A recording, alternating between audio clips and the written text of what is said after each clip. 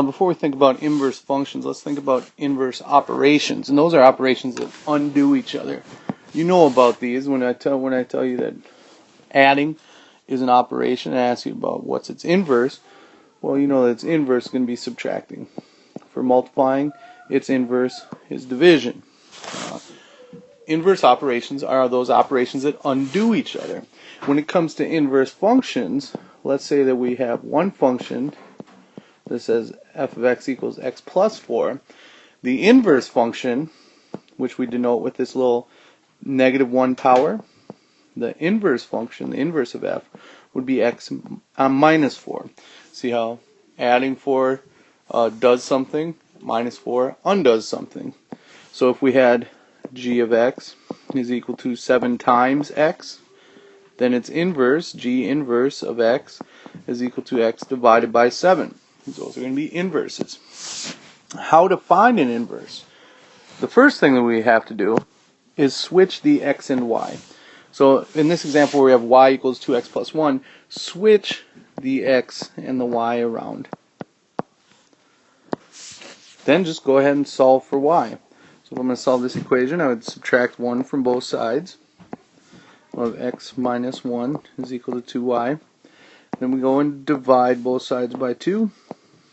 So y is equal to x minus 1 divided by 2. Then the last thing to do is write it as an inverse. So we would say y inverse is x minus 1 over 2. Let's do it again. Let's find the inverse of f of x.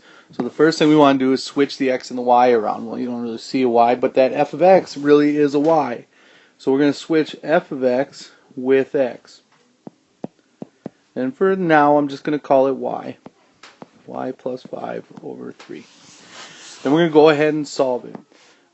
First thing we're going to want to do is get rid of the fraction, so multiply both sides by 3.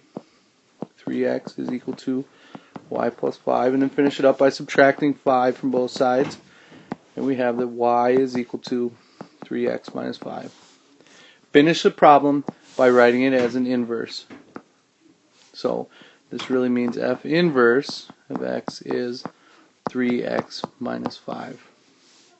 Okay. Switch the x and the y, solve for y, and write it as an inverse.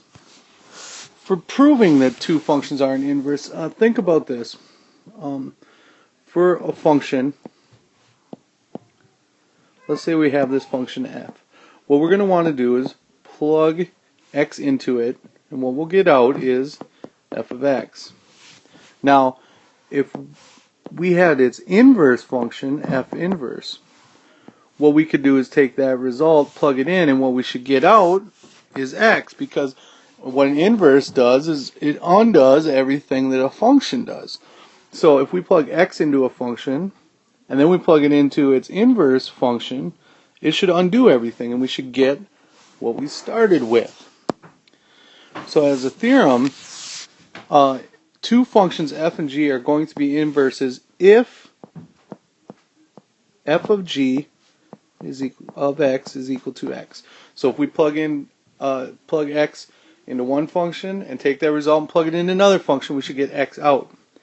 And order shouldn't matter. If we plug it into the other function first and then back to the first one, we should get x. So what we need to show, if we're going to prove that two functions are inverses, is we have to show that f of g is equal to x and that g of f is equal to x. We have to show both of them.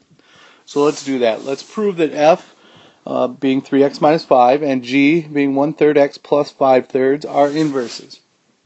Well, the first thing we have to do is look at f of g.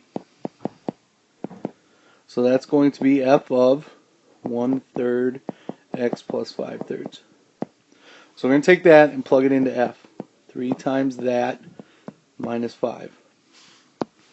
So we just plug that in there. Distribute the 3, and 3 times 1/3, that cancels. We're just left with x. And 3 times 5/3 is 5, minus 5 is equal to x. So we've done half of it. We're not done yet. We also need to show that g of f is equal to x. So let's go through that same process. We want to look at g of f of x, which is 3x minus 5. So we're going to plug that into g of x, which is 1/3 x plus 5/3. So I'm going to plug in that 3x minus 5 and just simplify.